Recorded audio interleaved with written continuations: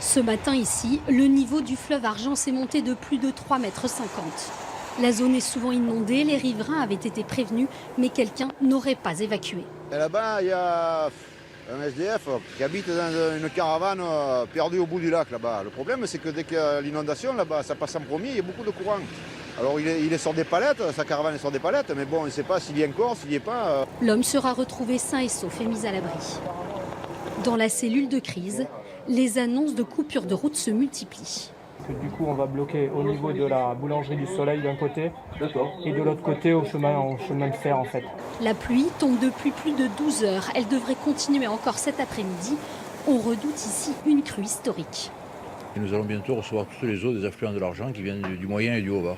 Ça risque de faire remonter le niveau des cours d'eau, même s'il pleut moins, et ça risque d'aggraver le débord.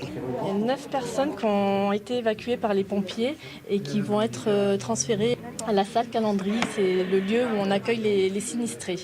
Elles vont rejoindre dans une salle municipale les 20 personnes déjà présentes. Certaines sont venues d'elles-mêmes, effrayées par la montée des eaux. On va les garder au chaud en attendant que la situation s'arrange pour eux et qu'ils puissent regagner leur domicile.